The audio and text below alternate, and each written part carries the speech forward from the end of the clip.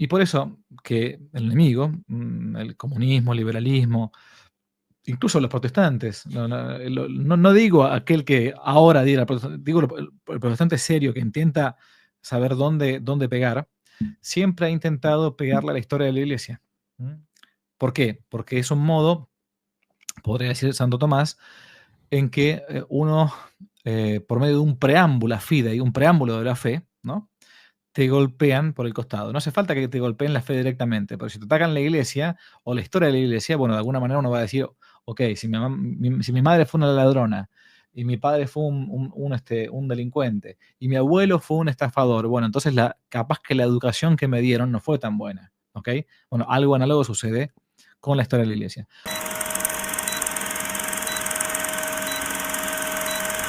¿Qué es la Inquisición? La Inquisición es, bueno, para la gente, uno agarra a una persona normal en la calle y pregunta, ¿y qué es la Inquisición? La Inquisición es, bueno, te van a decir, es una especie de organismo medieval donde por medio de la tortura, de la prisión, de la pena de muerte, de quemarlo, de cortar en pedacitos a la gente que pensaba distinto a la iglesia, entonces, bueno, de ese modo la iglesia sometía el pensamiento por medio del tribunal de la Santa Inquisición. Bueno, lo que no se sabe es que la Inquisición en realidad es un tribunal de misericordia. Nace ni más ni menos que para intentar salvaguardar los derechos del imputado, del reo, del acusado, y para que no existiera una especie de condena social, así como en algún barrio que puede pasar, un barrio bajo, por ejemplo, en mi país, en Argentina, en algunos barrios humildes, cuando un miserable, un asesino o un criminal, que es un violador o un pedófilo, abusa de una persona, de un niño o una niña, la gente no espera que llegue la policía. No espera. Entonces se hace lo que muchas veces sucede, el linchamiento. Lo linchan, lo revientan, ¿no? Bueno, ¿por qué? Porque tienen esa sana vindicta, esa sana vendetta o venganza que quieren decir, es tan atroz este crimen que si esperamos a que venga la policía para que después lo deje libre, bueno, ok. Entonces, ¿qué sucedía? En la Edad Media existía no solamente un pecado, el pecado de herejía, es decir, algo de modo pertinaz contra la fe católica, sino que además de ser un pecado, era un delito penal.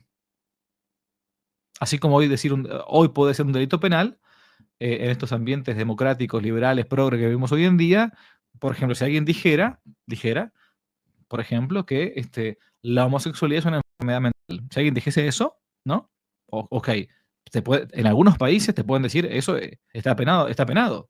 ¿Por qué? Porque supuestamente se llegó a una especie de consenso de que eso no se puede decir, ¿no? No se puede decir. O, por ejemplo, cuando fue el 2020, si uno decía por esta plataforma, por YouTube, que la fraudemia no era verdadera, sino que era un invento, te censuraban, te podían tildar de negacionista. Bueno, o sea, hoy hay una inquisición también. Ok, bien, porque hay una especie de consenso, bueno o malo, no importa, acá no voy al punto, que plantea lo contrario. En la Edad Media existía algo parecido. No solamente que la herejía era un pecado contra la fe, sino que también era un delito penal, que era juzgado por el rey, conforme al reino que le tocaba, el reino de Navarra, el reino de Sicilia, de Aragón, lo que fuera. Bien, ¿qué pasaba? Que algunas veces eran demasiado duros los reyes con esto, y algunas veces también había una falsa imputación contra algún vecino. Si tu vecino te cae mal, lo acusabas de hereje. Y como entonces, bueno, no había ningún proceso penal, y el tipo pobre no sabía cómo defenderse. ¿Cómo nace la Inquisición entonces? Como un tribunal que la iglesia misma ofrece al rey o a los reyes de los diversos reinos para que la gente acusada del delito, no solamente el pecado, del delito de herejía, tuviera un proceso justo, un justo proceso. ¿Y por qué se le ha llamado el Tribunal de Misericordia? Porque si uno se arrepentía de la herejía que había proferido de modo pertinaz y constante, la pena merecida por ese delito, no se le aplicaba, se la conmutaba por algo menor, ¿sí? Entonces, por eso se ha llamado el Tribunal de Misericordia. Por eso muchas veces muchos reos, muchos imputados, criminales totales, o sea, no sé, un ladrón, un asesino, lo que fuera, ¿qué hacían durante la cárcel, mientras estaban presos por algún delito antes de ser condenados a muerte, porque la pena era muy común en aquel momento? No existía prácticamente la pena perpetua, de cadena perpetua, como el ergástulo, como le llamamos, no existía. Bien, ¿qué hacían? Comenzaban a decir herejías en la cárcel. ¿Para qué? Para ser sustraídos del tribunal normal, ordinario, al tribunal de la Inquisición, ¿no? Porque era mucho más benigno, mucho más benévolo. Bien. Y por eso la Inquisición ha sido llamado un tribunal de misericordia, porque intentaba buscar la redención de la persona. No es en absoluto, y está en todas las actas, no es en absoluto, para nada, un tribunal creado para perseguir a la gente. Es más, otro mito que se dice, era para matar a los judíos, para matar a los musulmanes. No, animal, bestia, ignorante. No se podía juzgar a nadie que no estuviera bautizado, porque es muy sencillo, un musulmán o un ateo que no está bautizado o un judío no puede decir una herejía. ¿Por qué? Porque no tiene la virtud de la fe. Si un musulmán dice que Jesucristo es un gran hombre, un gran profeta, como dice en el Corán, pero no es el verbo hecho carne, no dice técnicamente ninguna herejía. O sea, sí, exteriormente, materialmente hablando, sí, pero formalmente hablando, no. ¿Por qué? Porque no tiene fe. Si un judío dice que Jesucristo no es el Mesías, tampoco. O sea, estará errado, no dirá la verdad, pero no podían ser juzgados al no tener el bautismo. Bueno, entonces, pero son muchos los mitos que se han creado con esto, cuando todavía hoy en día hay una Inquisición progre. ¿Por qué? Porque, a ver, lo resumo, las Inquisiciones han existido a lo largo de toda la historia, para bien o para mal, no importa. El tema está si se defiende si una verdad que es, valga la redundancia, verdadera o es falsa. Hubo una Inquisición romana previa al cristianismo que intentaba salvaguardar la figura de César, ¿no? Los primeros cristianos eran perseguidos por una Inquisición romana, de alguna manera, porque decían los cristianos que no querían adorar al César como si fuera divus, alguien divino, un dios, ¿no? Y hoy hay una Inquisición progre que intenta hacernos decir cosas que 2 más 2 son 5, no son 4, ¿no? Si uno quiere hacer historia en serio, tiene que ir a los textos del momento. Y está plagados de textos del momento. Uno de los famosos textos de aquella época es ni más ni menos que a quien acabo de citar hace rato, Santo Tomás de Aquino, la famosa Suma Teológica. Uno puede leer en la Suma Teológica, cuando llega al tratado del orden sagrado, la Eucaristía y todo, cómo Santo Tomás por las dudas es del siglo XIII, 1200, ¿ok? Cómo explica en la Suma Teológica que un clérigo, un sacerdote, no puede de ninguna manera ni siquiera presenciar ni siquiera, un castigo físico, porque queda fuera de la regularidad canónica que se exigía, porque es como que estuviese avalando de alguna manera con su presencia algo físico, un castigo, una violencia física, ¿no? Bien, no solamente que la iglesia no castigaba, pues entonces todas las imágenes que uno puede llegar a ver en internet de el inquisidor mirando así, o el inquisidor torturando, estirándolo, clavándoles cosas, o la rueda, o el potro, son todas recreaciones del siglo XVIII, XIX, del siglo XX, que no existieron en la realidad. Y que si existieron en la práctica, digo, en la realidad en cuanto a la iglesia, si existieron, eran de parte del brazo secular. Lo que hacía la iglesia era un trabajo puramente técnico. Hablaba con la persona, veía si había caído realmente en el pecado y por lo tanto delito de herejía, y buscaba el inquisidor. Pasa que la palabra inquisidor hoy no suena feo, no suena como algo malo. El inquisidor era un hombre santo, era un santazo. No cualquiera podía ser inquisidor, por cierto. Tenía que ser un tipo pero súper virtuoso, súper paciente, que buscara realmente la conversión de la persona que estaba siendo, digamos, investigada, ¿no? Bueno, lo que buscaba el inquisidor era la conversión, el arrepentimiento del hereje, ¿no? Y de hecho así lo conseguían, mucha gente se convertía, ¿no? Ahora, cuando la persona no quería convertirse de ninguna manera, pongo el caso concreto, yo hace poco publiqué un video en mi canal de YouTube sobre el famoso Giordano Bruno, ¿no? Famosísimo hereje que fue quemado, y bien quemado en la plaza de Roma, en una de las plazas de Roma. ¿Pero por qué? Porque el tipo negaba todas las verdades posibles, era una especie de esotérico, muchas veces había sido amonestado, y ya no quedó otra opción que, bueno, la iglesia dijo, técnicamente este hombre no solamente que no quiere cambiar, sino que va siempre por más. Entonces fue entregado al brazo secular. Y en el brazo secular lo que correspondía era la pena de muerte. Porque existía la pena de muerte. Punto. Así como todavía existe en algunos lugares la pena de muerte. Uno podrá discutir si está bien o está mal. Ok, para mí es inhumano la cadena perpetua. Yo prefiero en todo caso que me maten, que me den la posibilidad de confesarme previamente y que me maten, porque la cadena Claro, en perpetua realidad es peor. es peor. O sea, es peor, sinceramente es peor, ¿no? Bien, entonces, la iglesia no podía ni siquiera torturar, ni podía presenciar la tortura.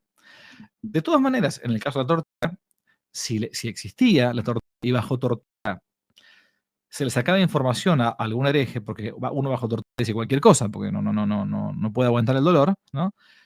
En el ámbito penal secular, esa declaración sacada bajo tortura, que no hacía la iglesia, lo hacía el reino, en todo caso el proceso secular, no tenía validez siempre y cuando la persona imputada no ratificara ya en periodo normal, no bajo tortura, lo que había dicho bajo tortura. ¿Por qué? Porque con tal de que dejen de torturar, yo digo cualquier cosa, o sea, así somos los seres humanos, ¿no? Bueno, pero la iglesia no participaba del castigo físico, solamente preveía, o mejor dicho, intentaba prever por medio de la disuasión, del diálogo con la persona, que la persona se arrepintiera, pidiera perdón y se acabó, se conmutaba la pena. Punto. A veces la pena puede ser para nosotros un poco ridícula para nuestros tiempos, tener que llevar una especie de San Benito mucho tiempo, tener que ayunar durante un año entero a pan y agua, se conmutaba la pena, punto. Tenía que rezar los salmos penitenciales, como le pasó a Copérnico toda su vida, pero a ver, pero no era, esto es lo que decía Hilaire Belloc, que no es historiador el que no sabe responder desde el pasado. Hay que entender que en aquella época todo giraba en torno a la fe. Hay un hermoso libro de Belloc llamado Europa y la fe, un clásico, un libro muy corto, Europa y la fe. Europa era la fe y la fe era Europa en aquel momento, ¿no? Entonces hay que entender el momento de cristiandad. Decía Santo Tomás que si por entonces acuñar monedas falsas podía ser penado con la pena de muerte, porque estaba la figura del rey, era un fraude muy grande. O sea, la falsificación de moneda antiguamente era un delito gravísimo, tanto que implicaba la muerte. Santo Tomás dice en la Suma Teológica, si acuñar moneda falsa puede llevar a la muerte, ¿cuánto más falsificar la fe, que es la vida del alma? Bien, entonces, esa era la mentalidad que existía. Y por eso los reyes, aunque no fueran todos grandes católicos ni santos, bueno, sabían que la fe era atentar contra la fe por medio de la herejía, era atentar contra el mismo bien común de la cristianitas, de la cristiandad. Y por eso intentaban salvaguardar la fe y por lo tanto atacar la herejía. Son muy buenas estas precisiones que está haciendo, padre, porque lamentablemente, ¿no? Esta época en la que nos ha tocado vivir, donde básicamente cuenta más, es más importante los sentimientos de la persona que en sí algo real, que además corresponde al orden de la razón, y por lo tanto hoy, claro, si es que alguien usa el pronombre equivocado, entre muchas comillas, para dirigirse a alguien, claro, uno, por ejemplo, aquí en España, donde estoy yo, un italiano viviendo en España, aquí uno puede, o sea, padecer penas, pero muy, muy duras, muy severas. O sea, se habla de multas de miles y miles y miles de euros y también de años de cárcel, ¿eh? Pero claro, estamos tan acostumbrados a lamentablemente vivir todas estas reducciones en absolutamente todo. Lo que es la ciencia se hace una reducción a las ciencias empíricas, pese a que en cambio siempre se ha entendido por miles de años como simplemente el saber intelectual. Si vamos a lo que es el derecho penal también, son leyes positivas que también se reducen a los sentimientos en lugar de estar atendiendo como tal a la verdadera dignidad del hombre. Pero Entonces, escuchame una cosa, Miguel. Es tan delirante todo que hace un par de semanas yo me enteré por los diarios que unos payasos españoles, lo digo así con toda la palabra, se pusieron a denunciar a una mujer, pobre mujer, a la que yo había entrevistado en mi canal de YouTube, porque había hecho un par de documentales titulados así, Transformados, donde ella simplemente lo que hacía era mostrarles cómo, por medio de la vida cristiana, la conversión, gente que estaba viviendo una vida contraria al orden natural, sodomíticamente, por medio de la homosexualidad, bueno, queriendo salir de eso porque se sentía mal, ¿no? Bueno, simplemente había encontrado a Jesucristo y se había convertido. Entonces buscaba la vida de castidad, la conversión, confesarse, rezar el rosario, qué sé yo, ir a misa. Bueno, capaz que tenía sus caídas, pero bueno, era un trans que quería volver a ser una persona normal, digamos, ¿no? Bueno, ¿y qué hicieron con esta pobre mujer? La denunciaron. Y también la denunciaron a ella, una locura. una locura, denunciaron a las parroquias y denunciaron a la gente que promovió entre ellos. Yo tengo el honor y estoy feliz que también me hayan denunciado, estoy contento, muy contento, porque realmente es una cosa muy hermosa. O sea, pero ¿por qué? Porque dicen, no, porque ustedes están promoviendo algo, o sea, te das cuenta, hay una Inquisición progre. Y nadie se anima a decir que el rey está desnudo, es como el cuento de Andersen. Entonces, tenés dos modos de vivir. O la vida según, ya que estás en España, quijotesca, como Don Quijote, ¿no? Y yendo a pelear por la verdad, a menos lo que él cree que es la verdad. O la vida de Sancho Panza, que bueno, no, tranquilo, no digas nada, que todo pase, ¿no? Bueno, pero esa Inquisición progre, hoy la estamos viviendo en estos tiempos. Y entonces el mundo se ha vuelto un psiquiátrico, un hospital psiquiátrico a cielo abierto, donde los locos gobiernan y los cuerdos somos pocos, pero intentamos decir la verdad. Los evangelizadores eran los que intentaban, desde un principio, que la conquista de América, que por cierto, como decía el doctor Levene, nunca fueron colonias, ¿no? Las Indias no fueron nunca colonias, eran parte de España, por cierto. Intentaban siempre que fuese mitigada y suavizada la conquista de parte de los españoles, porque tampoco hay que caer, así como uno no quiere caer en la leyenda negra, tampoco uno puede caer en la leyenda rosa o rosada, ¿no? Como que todo fue una especie así de cosa romántica, idílica, hermosa. También obviamente que algunos españoles o algunos conquistadores cometieron algunos abusos, pero llegar a decir que todo fue una especie de genocidio es una tontera.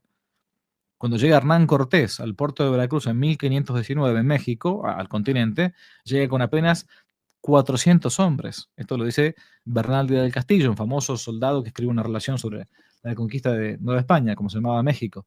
¿Y cuántos eran los aztecas? Eran 3 millones. ¿Cómo hicieron para 400 soldados conquistar un ejército de 3 millones? Ah, genocidio. Pero no había bomba atómica.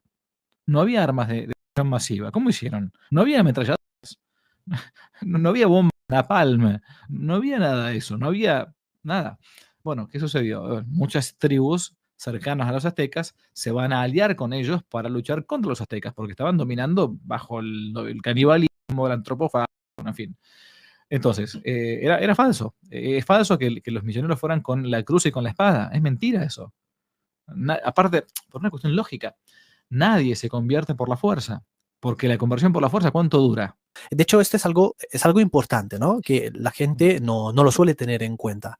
¿Cómo sería posible que tantas personas adhirieran como tal a la fe católica y luego se dieran también todos los mestizajes que se dieron, si como tal los católicos fueron ahí a colonizar, a someter a las personas, a los que se encontraban? Es una locura, ¿no? Es que es de lógica.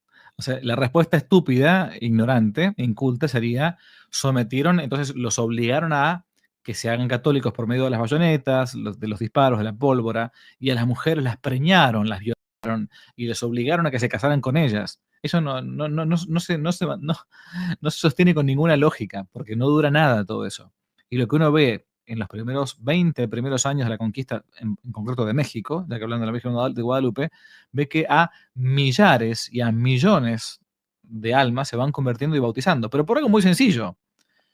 Los aztecas creían en dioses falsos, no solamente en dioses falsos, sino en demonios.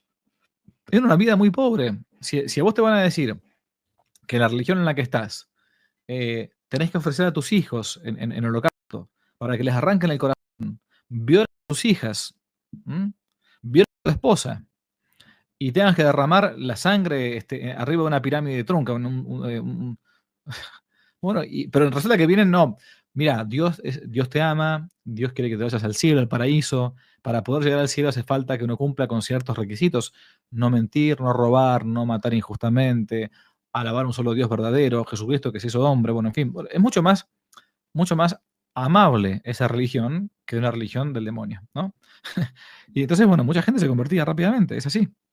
Eso fue lo Nada. que le pasó a los musulmanes, ¿no? Lógico. Convirtieron a la fuerza y...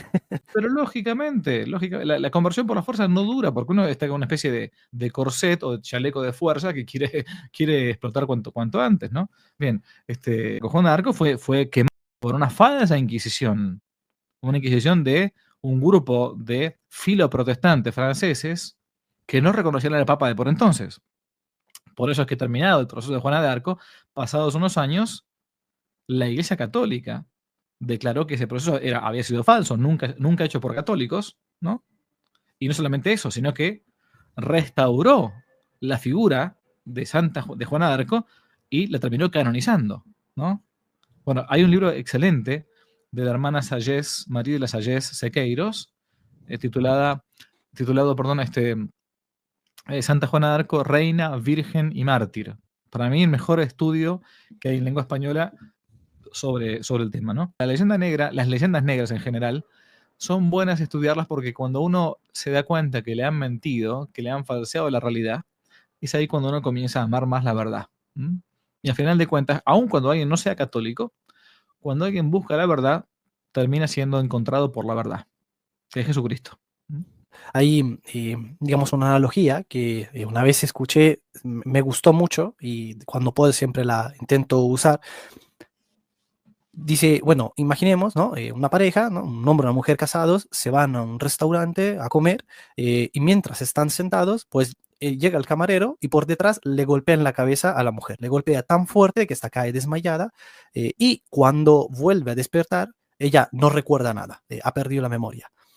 Y entonces el camarero, que es en realidad su agresor, lo que hace es jurar y tratar de algún modo de hacerle creer a la mujer que el otro, o sea, su esposo, que en realidad es el bueno como tal, Ujú. que él es el malo. Y la Claro. mujer le cree. ¿Por qué? Bueno, porque no lo recuerda. Ella no se acuerda ni siquiera de él. Y le está diciendo el otro, ¿no? Que es que usted vino aquí y bueno, y este hombre intentó agredirle y ella se lo cree. Entonces, algo parecido parece ser que le ha sucedido un poco a nuestra sociedad, ¿no? A nuestra época, en donde básicamente se ha perdido la memoria en términos análogos, pero en el sentido de que a través de algunas de estas leyendas negras, por un lado, y por otro lado, a través de como tal la ignorancia, ¿no? Porque, bueno, no todos tienen la obligación de conocer la historia, si bien es algo apetecible, sería algo bueno.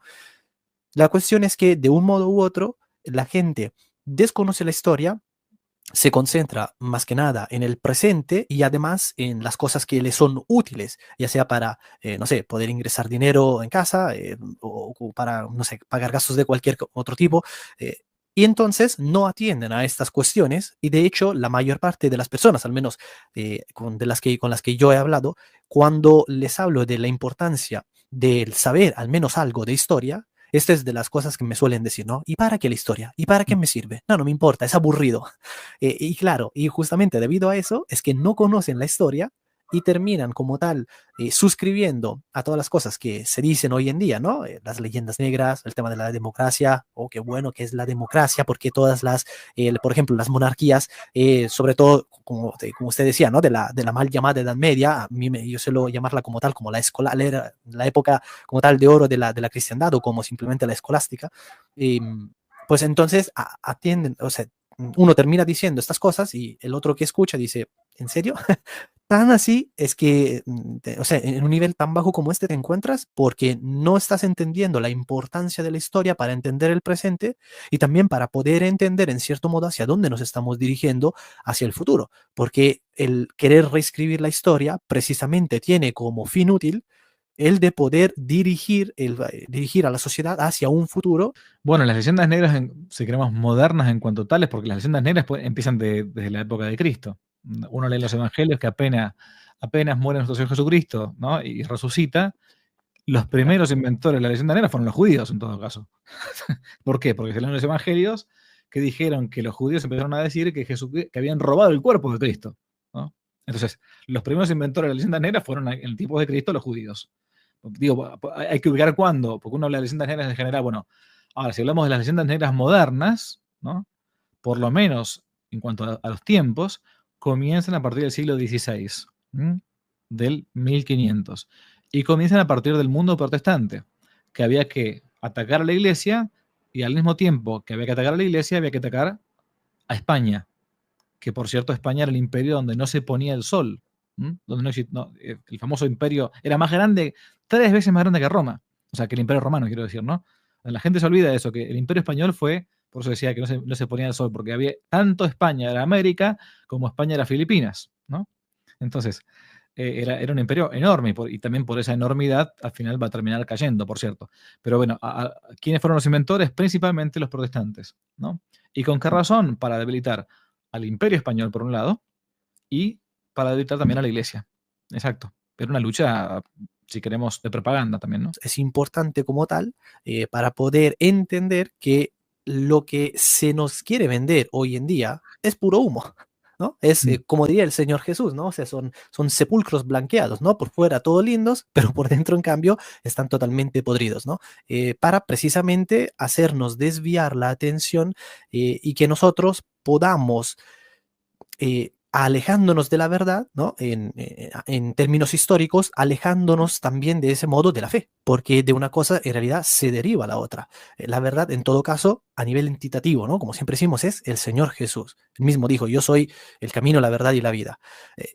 La cuestión, pero es que también se tiene que dar una adecuación del intelecto con la cosa. Y dado que nosotros vivimos la realidad también a través de la historia, pues entonces no podemos como tal pretender suscribir a las verdades de fe y al mismo tiempo, pero no suscribir a la verdad que se ha dado a lo largo de la historia. Entonces, es importante que podamos tener claro que estas son en realidad falsedades que, como siempre, las mentiras se presentan con apariencia, ¿no? Con apariencia de bien, con apariencia de verdad, para que podamos de algún modo orientarnos a ellas, ¿no? O dicho de otras maneras, para que podamos comprarlas. Y sin embargo, no son así las cosas y debemos tener mucho cuidado con aquello que creemos, porque si verdaderamente queremos seguir al Señor, entonces tenemos que adecuarnos a la verdad.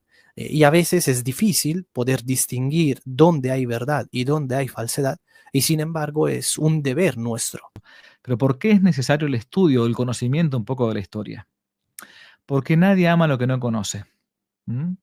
Y entonces, si yo no conozco algo de la historia de mi familia, de mis padres, de mis abuelos, bueno, cómo voy a quererlos? ¿Cómo voy a amarlos? Si no conozco nada de mi patria, ¿cómo voy a amar a mi patria? Si no conozco nada de mi iglesia, o mejor dicho, si lo que conozco de mi iglesia ha sido tergiversado, ¿m? ¿Cómo voy a amarla? Nadie ama lo que no conoce. Y por eso que el enemigo, el comunismo, el liberalismo, incluso los protestantes, no digo aquel que ahora diga, digo el protestante serio que intenta saber dónde pegar, siempre ha intentado pegarle a la historia de la iglesia. ¿Mm? ¿Por qué? Porque es un modo, podría decir Santo Tomás, en que uno, por medio de un preámbulo fide y un preámbulo de la fe, ¿no? Te golpean por el costado. No hace falta que te golpeen la fe directamente, pero si te atacan la iglesia o la historia de la iglesia, bueno, de alguna manera uno va a decir, ok, si mi madre fue una ladrona y mi padre fue un delincuente y mi abuelo fue un estafador, bueno, entonces capaz que la educación que me dieron no fue tan buena, ¿ok? Bueno, algo análogo sucede con la historia de la iglesia. Hoy por hoy es muy fácil desmontar estos mitos. Hoy por hoy todo el mundo tiene acceso a Internet, ¿no? Y puede chequear con bibliografía y después con un poco de seso de pensamiento, esto que decíamos al principio, un chino no va a París simplemente a pescar en el río Sena, va a ver lo que quedó de lo que fue la cristiandad, lo que fue la Edad Media, ¿no? Y entonces tan mala no pudo haber sido. Ok, bueno, pero un poco, hay que hacer ese ejercicio mental. No está mal que uno tenga esas dudas. No está mal, para nada. Incluso es más, no está mal que uno a veces diga, bueno, pero esto cómo se entiende en la fe. Bueno, sepamos que la iglesia tiene 2000 años y tiene santos y tiene sabios. Entonces, no voy a poner yo a inventar la rueda, ¿no? Hoy, reitero, el que no quiere formarse o el que no quiere sacarse la duda es porque simplemente hace un ejercicio volitivo, o sea, de la voluntad, quiero decir, de no querer pensar o de no querer buscar. Hoy nadie tiene excusa, ¿no? Entonces, aprovechemos estos medios modernos que uno tiene hoy en día para no quedarnos con las dudas y para intentar evacuarlas rápidamente, porque solamente la verdad te hace libre. Y el error o la mentira te esclaviza, no te hace feliz. Bueno, les doy la bendición para terminar, ¿sí? En el nombre del Padre, y del Hijo, y del Espíritu Santo. Amén. Te damos gracias, omnipotente Dios, por todos los beneficios que hemos recibido de tu generosidad, a ti que vives y reinas por los siglos de los siglos. Amén. Les voy a dar la bendición en español antiguo. Dominus vobiscum, et cum spiritu tuo. Benedicat vos omnipotens Deus, Pater, Filius, Spiritus Sanctus. Amén.